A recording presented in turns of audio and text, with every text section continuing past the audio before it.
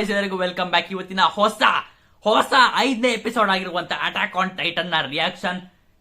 Last 4 episode ಅಲ್ಲಿ final ನನ್ಗೆ Erin versus tighten episode ಹೇಗಿರುತ್ತೆ ಅಂತ ನಾನು ಸಿಕ್ಕಾಪಟ್ಟೆ ಇಮ್ಯಾಜಿನ್ ಮಾಡ್ಕೋತಾ ಇದ್ದೆ. ಸೊ ಇವಾಗ ಡೈರೆಕ್ಟ್ ನಾವು ಎಪಿಸೋಡ್ 5 ಹೋಗ್ತಾ ಇದೀವಿ.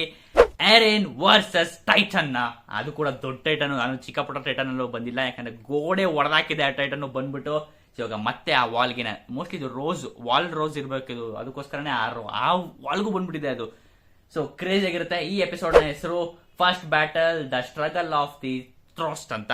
ಸೊ ಈ ಎಪಿಸೋಡ್ ನ ನೋಡೋಣ ಬನ್ನಿ. ಎಪಿಸೋಡ್ 5 ನೀವು ಏನಾದ್ರು ಹಳೆ ಎಪಿಸೋಡ್ಸ್ ನೋಡಿಲ್ಲ ಅಂದ್ರೆ ದಯವಿಟ್ಟು ಹೋಗಿ ಡಿಸ್ಕ್ರಿಪ್ಷನ್ ಚೆಕ್ಔಟ್ ಮಾಡಿ, ಮತ್ತೆ ಪ್ಲೇ ಲಿಸ್ಟ್ ಅವೈಲೇಬಲ್ ಇರುತ್ತೆ ಅಟ್ಯಾಕ್ ಆನ್ ಟೈಟನ್ ರಿಯಾಕ್ಷನ್ಸ್ ಅಂತ, ಹೋಗಿ ಅಲ್ಲಿ ಚೆಕ್ಔಟ್ ಮಾಡಿ. ಸರಿನಾ, ಚೆನ್ನಾಗಿರುತ್ತೆ, ಎಕ್ಸೈಟ್ ಆಗಿರುತ್ತೆ ಅನ್ಕೊಂಡಿದ್ದೀನಿ. So let's watch episode 5 of attack on tighten.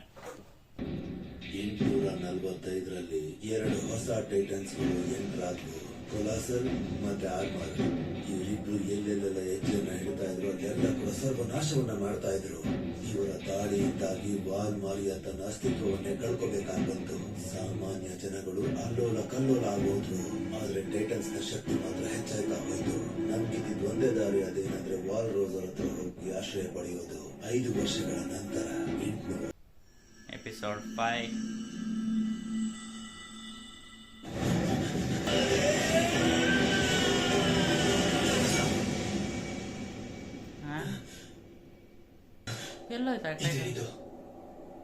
Sudden ಆಗಿ ಹೇಗೆ ಮಾಯ ಹಾಕೋದ? ನಿಮ್ಗೆ ಗೊತ್ತಾಗ್ತಾ ಇದೆಯಾ ಎಂತ ಸಂದರ್ಭ ಬಂದಿದೆ ಅಂತ? ಒಂದ್ ವೇಳೆ ಒಳಗ್ ಬಂದ್ರೆ 5 ವರ್ಷ ಹಿಂದೆ ನಡೆಯುತ್ತೆ. ಇದು ನಿಮ್ಮ ಕೊನೆ ಅವಕಾಶ. ಆ ಚಿಕ್ಕ ಗೋಡೆ ಅಲ್ಲಿ ಹೊಡೆದೋಗಿರೋಷ್ಟರಲ್ಲೂ ಯಾರು ಬರ್ಬೋದು ಅಂತ ಚಿಕ್ಕ ಟೈಟನ್ಸ್ ಗಳೆಲ್ಲ ಬಂದ್ಬಿಡ್ತಾರೆ ಅಂತ. ಸರಿಯಾಗಿ ಗುರಿ ಇಡಿ. ಆ ದೊಡ್ಡ ಟೈಟನ್ ಬಂದು ಇವ್ರಿಗೆಲ್ಲ ಸಿಕ್ಕಾಪಟ್ಟೆ ಹೆಲ್ಪ್ ಮಾಡ್ಕೊಡ್ತಾ ಇದೆ.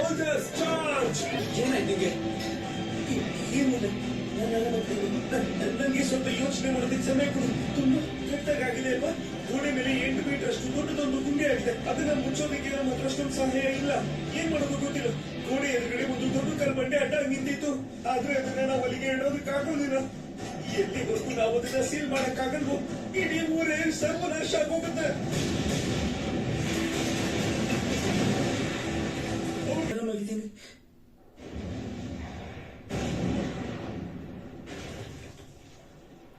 ಬಂದೇ ಬಿಡ್ತದ ಒಳಗಡೆಗೆ, ಎಲ್ಲ ಬಂದ್ಬಿಟ್ಟಿದೆ.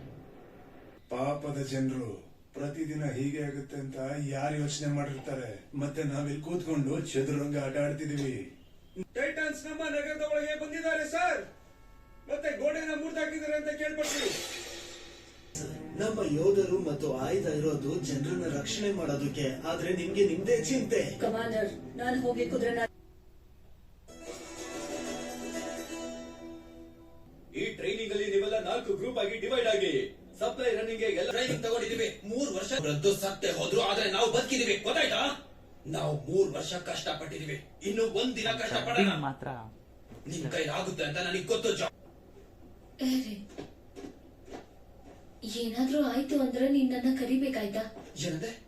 ಆದ್ರೆ ನಾವು ಬೇರೆ ಬೇರೆ ಸ್ಕ್ವಾಡ್ಸ್ ಅಲ್ಲಿ ಇದೀವಿ. ಇಲ್ಲ ನೋಡು, ಇದಷ್ಟೊಂದು ಈಸಿ ಅಲ್ಲ. ನಾವ್ ಅನ್ಕೊಂಡ್ ಹಾಗೆ ನಡೀಲಿಲ್ಲ ಅಂದ್ರೆ ನಿನ್ ಸಹಾಯಕ್ ನನ್ನ ಕರಿಬೇಕು ಆಯ್ತಾ?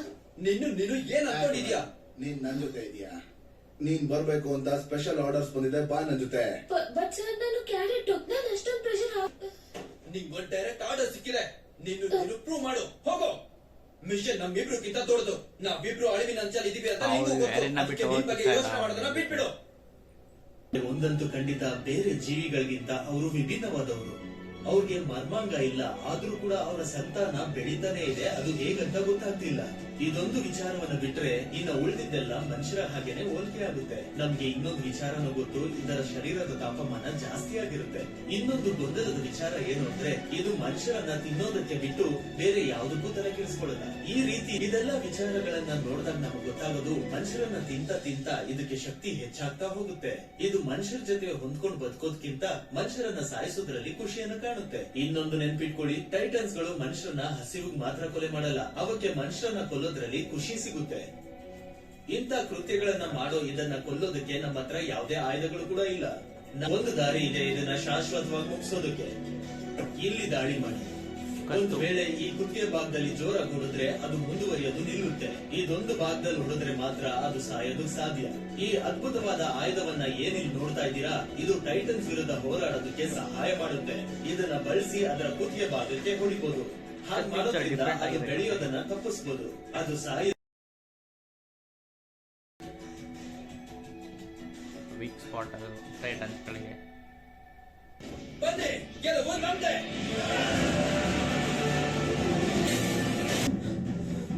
ಓ ಎರಿನ್ ಕಾಲ್ ಹೋಯ್ತು. ಯಾಕೆ ನನ್ ಗೆಳೆಯರು ಕಣ್ಮುಂದೆ ಸಾಯ್ತಾ ಇದ್ದಾರೆ. ನನ್ ಕೈಲಿ ಏನು ಮಾಡಕ್ಕಾಗ್ತಾ ಇಲ್ಲ. ಯಾಕೆ ಕಿರಿಸ್ತಾ ಇದೀಯಾ? ಸಾರಿ, ನಮ್ ತಾತ ಬಚ್ಚಿಟ್ಟಿದ್ ಬುಕ್ ನನ್ಗೆ ಸಿಕ್ಬಿಟ್ಟಿದೆ. ನನ್ನ ನಂಬು, ಈ ಬುಕ್ ಅಲ್ಲಿ ಹೊರಗಿನ ಪ್ರಪಂಚದ ಬಗ್ಗೆ ಬರ್ತಿದ್ದಾರೆ. ನಂಗ್ ಗೊತ್ತು ನೀನ್ ನಿಜವಾಗ್ಲೂ ತಮಾಷೆ ಮಾಡ್ತಿದ್ಯಾ ಅಂತ. ಹೊರಗಿನ ಪ್ರಪಂಚದ ಬಗ್ಗೆ ಓದೋದು ಕಾನೂನು ರೀತಿಯಲ್ಲಿ ಅಪರಾಧ. ನಿನಗ್ ಜೈಲಿಗೆ ಬೇಕಾದ್ರೂ ಕಳಿಸಬಹುದು ಆರ್ಮಿ. ನನ್ ಮಾತ್ ನಂಬು, ನಿನ್ನ ಯೋಚನಾ ಶಕ್ತಿನೇ ಬದಲಾಗಿ ಹೋಗುತ್ತೆ. ಇನ್ನೊಂದು ವಿಷಯ ನಿಂಗೆ ಹೇಳ್ಬೇಕು. ಇಡೀ ಪ್ರಪಂಚದಲ್ಲಿ ಉಪ್ಪಿನ ನೀರು ತುಂಬಿಕೊಂಡಿದೆ ಅಂತೆ. ಅದನ್ನ ನೀನು ನಂಬೋದಿಲ್ಲ. ಅದಕ್ಕೊಂದು ಹೆಸರು ಕೊಟ್ಟಿದ್ದಾರೆ, ಅದನ್ನ ಸಮುದ್ರ ಅಂತಾರೆ. ನೀನ್ ಹೇಳ್ತಿರೋದ್ ನಿಜನಾ? ಇಲ್ಲ, ನೀನ್ ಸುಳ್ಳು ಹೇಳ್ತಿದ್ಯಾ. ಅಂದ್ರೆ ಉಪ್ಪಿನಷ್ಟು ಕಾಸ್ಟ್ಲಿ ವಸ್ತು ಹೇಗ್ ತೇಲಕ್ ಸಾಧ್ಯ? ಇದನ್ ಮಾರೋ ವ್ಯಕ್ತಿಗಳು ಯಾವಾಗ್ಲೂ ಮಾರಿರ್ತಾರ ಅದನ್ನ. ಸಮುದ್ರ ಎಷ್ಟು ದೊಡ್ಡದಾಗಿದೆ ಅಂದ್ರೆ ಇದು ಮುಗಿ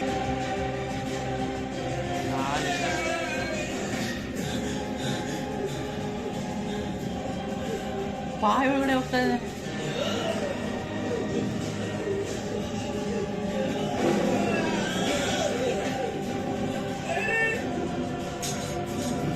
ಇಷ್ಟು ಬೇಗ ಸಾಯಲ್ಲ, ಗೊತ್ತಾಯ್ತಾ ನಿಂಗೆ?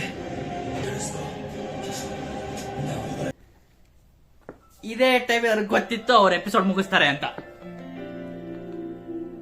ಗುರು ಎರಿನ್ ಇವಾಗ ಸತ್ತೋ ಇಲ್ವರತ್ತೆ ಡೌಟ್ ಇವಾಗ.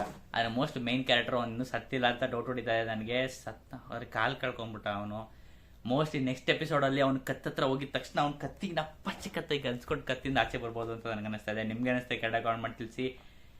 ಫೈಟ್ ಮಾತ್ರ ನೆಕ್ಸ್ಟ್ ಲೆವೆಲ್. ನನಗೆ ಮೇನ್ ಇಷ್ಟ ಆಗಿದ್ದೆ ಆ ಕ್ಯಾಮ್ರಾ ಆಂಗಲ್ಸ್. ಸರಿನಾ, ಕ್ಯಾಮ್ರಾ ಆಂಗಲ್ಸ್ ಒಳ್ಳಿಂದ ಒಂದೇ ಶಾರ್ಟ್ ಅಲ್ಲಿ ಹೋಗೋ ತರ ಆ ತರ ಅಂದ್ರೆ ಕಟ್ಟಿಲ್ದೆ ಪಟ್ಟತ್ತ ಹೋಗಿದೆಯಲ್ಲ, ಆ ಶಾರ್ಟ್ ನಂಗೆ ಸಿಕ್ಕಾಪಟ್ಟೆ ಇಷ್ಟ ಆಯ್ತು.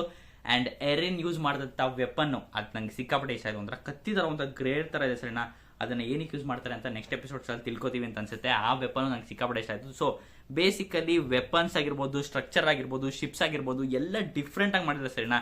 ನಾವ್ ಏನೇನು ನ್ಯಾಚುರಲ್ ಆಗಿ ರಿಯಲ್ ಲೈಫ್ ಅಲ್ಲಿ ನೋಡ್ತೀವಿ ಅಥವಾ ಯಾರೇ ಬೇರೆ ಆನಿಮಲ್ ಎಲ್ಲ ನೋಡೋದು ಅವರೆಲ್ಲ ಒರಿಜಿನಲ್ ಸ್ಟಫ್ ನ ಯೂಸ್ ಮಾಡ್ಕೊಳ್ಳೋಕೆ ಜಾಸ್ತಿ ಪ್ರಿಫರ್ ಮಾಡ್ತಾರೆ. ಬಟ್ ಇಲ್ಲೆಲ್ಲ ಹೊಸದಾಗಿದೆ. ನಾವು ಕತ್ತಿ ಏನಾದ್ರು ತಗೊಂಡ್ರೆ ನಾರ್ಮಲ್ ಕತ್ತಿ ತಗೋತೀವಿ, ಆದ್ರೆ ಇವ್ರು ಏನಾದ್ರೆ ಎಕ್ಸ್ಟ್ರಾ ಎಕ್ವಿಪ್ಮೆಂಟ್ ಅದಕ್ಕೆ ಆಡ್ ಮಾಡಕ್ ನೋಡಿದ್ದಾರೆ. ಅಂಡ್ ಸ್ವಿಂಗ್ ಅಂತ ತಗೊಂಡ್ರೆ ಆ ಮಿಷಿನ್ ನಂಗೆ ಸಿಕ್ಕಾಪಟ್ಟೆ ಇಷ್ಟ. ಆ ಟೂಲೇ ಸಕಾಲಾಗಿದೆ ಸರಿ. ನಾ ಸ್ವಿಂಗ್ ಮಾಡ್ಕೊಂಡು ಹೋಗ್ಬೋದು ಎಲ್ಲಿ ಬೇಕಾದ್ರೆ. ಇವಾಗ ಸ್ಪೈಡರ್ ಮ್ಯಾನ್ ತರ ಫೀಲ್ ಆಗುತ್ತೆ, ಅದು ಮಾಡ್ಕೊಂಡು ಹೋಗ್ತಾರೆ. ಅದು ನನಗೆ ಹೆವಿ ಇಷ್ಟ ಆಯ್ತು. ಮತ್ತೆ ಶಿಪ್ಸ್ ನಾವು ಮುಂಚೆ ಎಪಿಸೋಡ್ಸ್ ಎಲ್ಲ ಹೇಳಿದ್ದೆ, ಅದೆಲ್ಲ ಶಿಪ್ಸ್ ಸೂಪರ್ ಆಗಿದೆ ಅಂತ. ನಾವು ಟ್ರೈನಿಂಗ್ ಯೂಸ್ ಮಾಡ್ತೀವಿ, ಅವ್ರ ಹತ್ರ ಶಿಪ್ಸ್ ಯೂಸ್ ಮಾಡ್ತಾ ಇದ್ದಾರೆ. ಅದು ವೈರಿಂಗ್ ಕಟ್ ಮಾಡ್ಕೊಂಡು ಅದು ಸೂಪರ್ ಆಗಿದೆ. ಸೊ ಇವಾಗ ಒಂದು ವಾಲ್ ಬಿದೋಗಿದೆ. ನೆಕ್ಸ್ಟ್ ವಾಸ್ ರೋಲ್ ಅಲ್ಲಿ ಇವಾಗ ಆಲ್ರೆಡಿ ಅದು ಕೂಡ ಬ್ರೀಚ್ ಆಗ್ಬಿಟ್ಟು ಅಲ್ಲೂ ಕೂಡ ಟೈಟನ್ಸ್ ನುಗ್ಗಿದ್ದಾರೆ. ಬಟ್ ರಾಯಲ್ಟಿಗೆ ಇದು ಸಿಕ್ಕಾಪಟ್ಟೆ ತೊಂದರೆ ಕೊಡ್ತಾ ಇದೆ. ಅವ್ರಿಗೆ ಅವ್ರು ಸೇಫ್ ಆಗಿರ್ಬೇಕು ಅಂತಾನೆ ನೋಡ್ಕೊತಾ ಇದ್ದಾರೆ. ಸೊ ಅವರು ಮಧ್ಯದಲ್ಲಿರೋರು ಮೋಸ್ಟ್ಲಿ ರಾಯಲ್ಟಿ ಅಂತ ಅನ್ಸುತ್ತೆ ನನಗೆ. ಸೊ ಅವ್ರು ಮಧ್ಯದಲ್ಲಿರೋರೇ ರಾಯಲ್ಟಿ. ಸೊ ಅವ್ರ ಮುಂದೆ ಇರೋದು ಇವಾಗ ರೋಸ್ ವಾಲು, ಅದನ್ನ ಇವಾಗ ಪ್ರೊಟೆಕ್ಟ್ ಮಾಡೋದಕ್ಕೆ ಜನರೆಲ್ಲ ಸಾಯ್ತಾ ಇದ್ದಾರೆ. ಮೋಸ್ಟ್ಲಿ ಇವರೆಲ್ಲ ಬಿಗಿನರ್ಸ್, ಇವ್ರನ್ನ ಕಳಿಸಿದ್ದಾರೆ ಟೈಟನ್ ಫೈಟ್ ಮಾಡೋದಕ್ಕೆ. ಸೊ ಟ್ರೈನಿಂಗ್ ಯಾರು ಕೊಟ್ಟಿದ್ದಾರೆ ಎಲ್ಲ ಓಕೆ, ಬಟ್ ಆದ್ರೂ ಇವ್ರನ್ನ ಕಳಿಸಿದ್ರೆ ನಂಗೇನು ಅಷ್ಟಿಂದು ಓಕೆ ಅಂತ ಅನಿಸ್ತಿಲ್ಲ. ಬಟ್ ಎರಿನ್ ಇವಾಗ ಬದುಕಿದಾನೋ ಇಲ್ವೋ ಅನ್ನೋದು ನನಗೆ ಸಿಕ್ಕಾಪಟ್ಟೆ ಡೌಟ್ ಹೊಡಿತಾರೆ ಸರಿನಾ.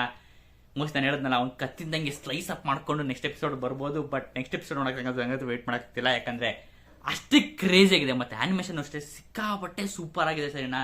ನನಗಷ್ಟೇ ಆರ್ಮೆನ್ ಸತ್ತೋಗ್ಬಿಟ್ಟ ಅಂತ ಅನ್ಕೊಂಡೆ. ಬಟ್ ಯಾಕಂದ್ರೆ ಅವ್ನು ಸಿಕ್ಕಾಪಟ್ಟೆ ಬುಕ್ಸ್ ಬಗ್ಗೆ ಎಲ್ಲ ಸಿಕ್ಕಾಪಟ್ಟೆ ಜಾಸ್ತಿ ತಿಳ್ಕೊಂಡಿದ್ದಾನೆ. ಅಂಡ್ ಅವನು ಮೋಸ್ಟ್ಲಿ ಇಂಟೆಲಿಜೆಂಟ್ ಆಗಿ ಜಾಸ್ತಿ ನಾವು ಯೂಸ್ ಮಾಡ್ಕೋಬಹುದು. ಮೋಸ್ಟ್ಲಿ ಅವನ ಫೈಟಲ್ಲಿ ನಾವು ಅಷ್ಟಾಗಿ ನೋಡೋಕ್ಕಾಗಲ್ಲ, ಯಾಕಂದ್ರೆ ಅವನು ಏನಾರು ಒಂದು ಜಾಸ್ತಿ ಅವ್ನಿಗೆ ಆಗ್ತಿಲ್ಲ ಅಂತ ಅನ್ಕೊಂಡ್ರೆ ಅವ್ನು ಫ್ರೀಕ್ ಔಟ್ ಆಗೋದು ನೋಡ್ತಾ ಇರ್ತೀವಿ ನಾವು. ಸೊ ಅವನ್ನ ಬುಕ್ಕಿ ಒಂಥರ ಟೆಕ್ಕಿ ತರ ಯೂಸ್ ಮಾಡ್ಕೋಬಹುದು, ಅವನ್ನ ಒಂಥರ ನರ್ಡ್ ತರ. ಬಟ್ ಆದರೆ ಎರಿನ್ನ ಫೈಟ್ ಅಲ್ಲಿ ಯೂಸ್ ಮಾಡ್ಕೋಬಹುದು. ಸೊ ಇಷ್ಟೊಂದೆಲ್ಲ ನಡೀತಾ ಇದೆ. ನಂಗಂತೂ ಎಪಿಸೋಡ್ ಇಷ್ಟ ಆಯ್ತು. ನೀವು ಹಳೆ ಎಪಿಸೋಡ್ ನೋಡಿದ್ರೆ ಅಂದ್ರೆ ಡಿಸ್ಕ್ರಿಪ್ಷನ್ ಲಿಂಕ್ ಇರುತ್ತೆ, ಮತ್ತೆ ಪ್ಲೇ ಲಿಸ್ಟ್ ಅದು ಅವೈಲೇಬಲ್ ಇರುತ್ತೆ, ಹೋಗಿ ಚೆಕ್ಔಟ್ ಮಾಡಿ.